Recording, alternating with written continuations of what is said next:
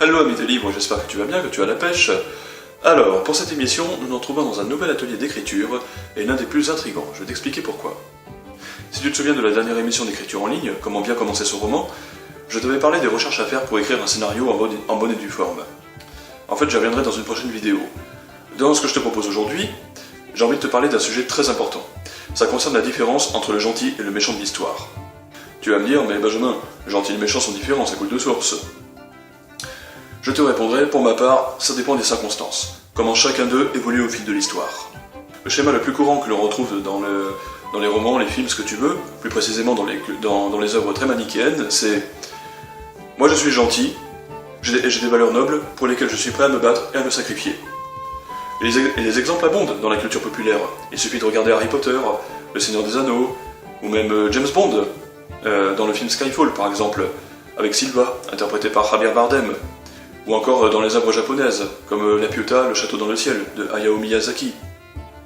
Dans la culture populaire, on est envahi par un manichéisme ambiant, qui s'explique de cette façon. Les deux personnages principaux de l'histoire, le protagoniste et l'antagoniste, ou si tu préfères, les gentils et les méchants, n'ont des valeurs différentes, ils ne craignent pas les mêmes choses.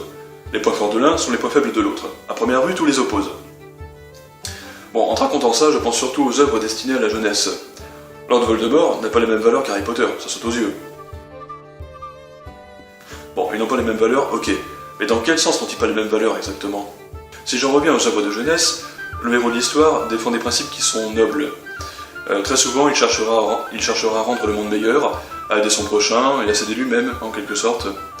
Tandis que son ennemi, le méchant donc, cherchera coûte que coûte à le dévier de sa voie, de ce qu'il s'était promis de suivre ou de ce que ses proches lui ont inculqué.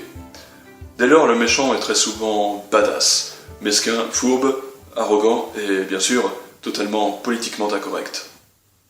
Ce que je vais dire n'engage que moi, mais le héros, même s'il peut être un voleur ou autre dans les fictions pour la jeunesse, suit tout de même des principes qui sont censés, sans causer du tort à qui que ce soit. Il veut faire le bien autour de lui, en respectant les lois de son pays qu'il considère, qu'il interprète comme la sainte vérité. Le méchant, quant à lui, est parvenu à dépasser ses croyances erronées. Il suit ses propres principes, qui sont loin de plaire à la majorité, ça va de soi. Mais le méchant ne cherche pas à plaire. Quoique. Il suit ses propres principes, ses propres lois, ses propres directives, et c'est en cela, dans une certaine mesure, qu'il peut être très séduisant, alors que le héros, quant à lui, peut être très agaçant parfois. Non, tu trouves pas, toi? À vrai dire, je trouve le méchant presque plus attachant dans certaines fictions. Par exemple, dans Le Voyage de Chihiro de Hayao Miyazaki, j'adore. La sorcière Yubaba est parfois ridicule, notamment avec son bébé géant qui peut tuer quelqu'un au moindre caprice. Et là on se dit, mais au fond, le méchant, il est comme nous, qu'est-ce qu'il a de différent? Alors que le héros, le gentil donc, marche tellement droit qu'il peut nous paraître trop parfait. Bon, je te dis ça, mais là, je suis resté dans les œuvres très manichéennes.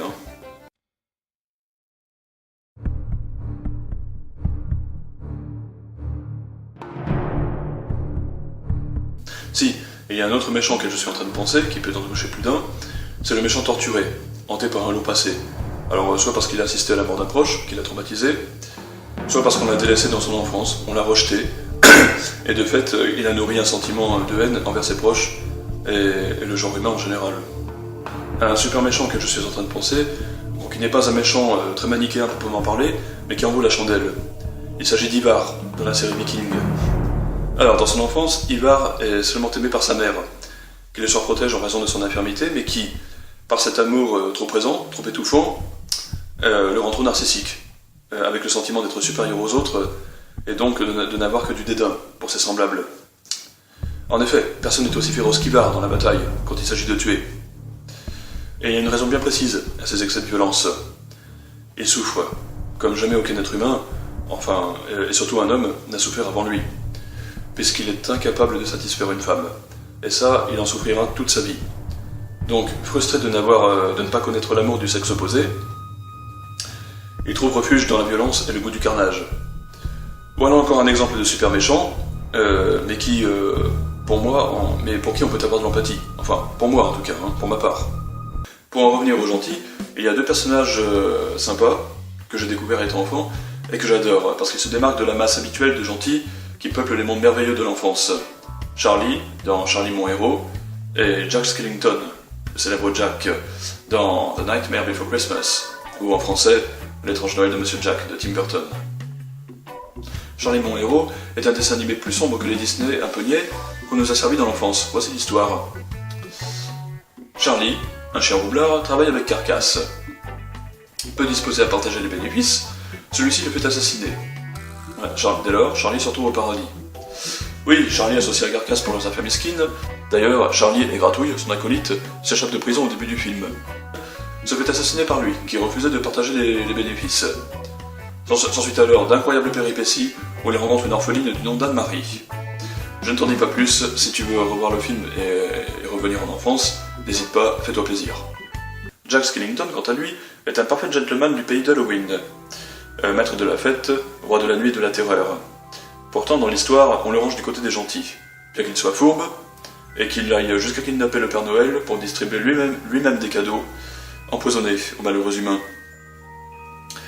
Charlie et Jack nous changent des gentils habituels, parfaits sous tout rapport et sans le moindre défaut, sauf celui d'être trop parfait peut-être. Alors que Charlie et Jack, quant à eux, ils sont bourrés de défauts.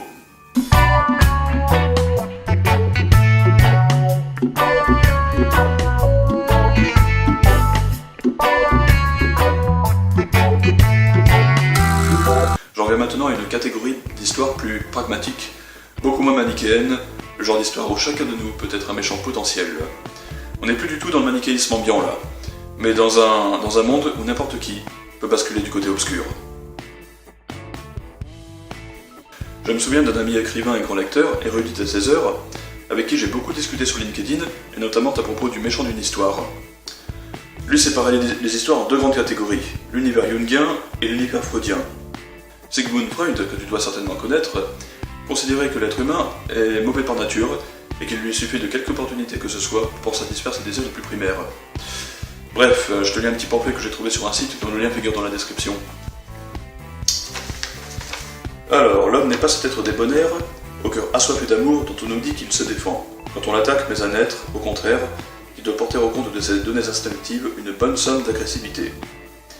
Pour lui, par conséquent, le prochain n'est pas seulement un auxiliaire et un objet sexuel possible, mais aussi un objet de tentation.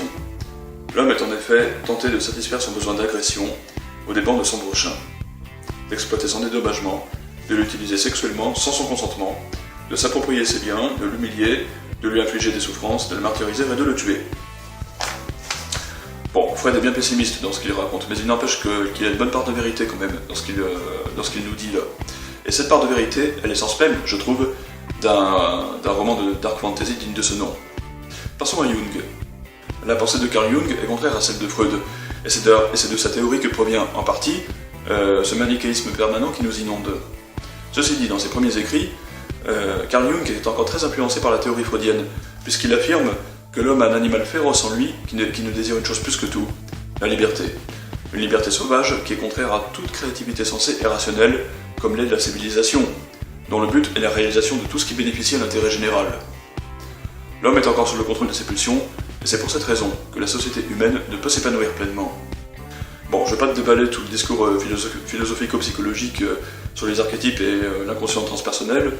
Même chose, il y a un article sur le sujet qui figure dans la description de la vidéo, si ça t'intéresse.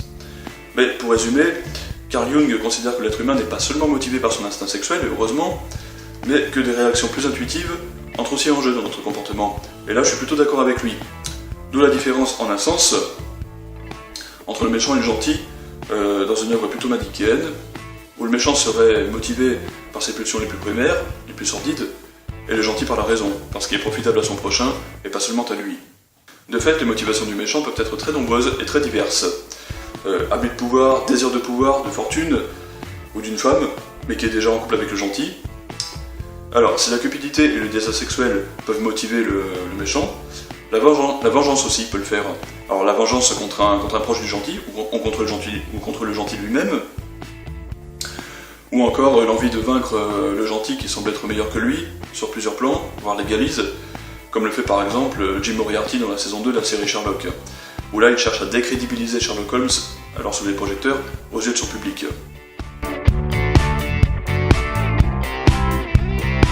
Avant de te quitter, petit défi que je te lance, ami des livres. Invente un méchant digne de ce nom. Décris-le en commentaire sous la vidéo, qu'il soit jungien ou freudien, peu importe, j'ai déjà hâte de te lire. Voilà, amis des livres, c'est la fin de cette vidéo, j'espère que tu l'as appréciée. Si c'est le cas, mets un pouce bleu en bas de la vidéo, partage-la sur les réseaux sociaux, n'oublie pas de t'abonner à la chaîne si ce n'est pas encore fait. Si tu as des remarques, des suggestions, je t'invite à les mettre en commentaire sous la vidéo. Quant à moi, je te dis à très bientôt pour de prochaines aventures littéraires. C'était Benjamin. Ciao.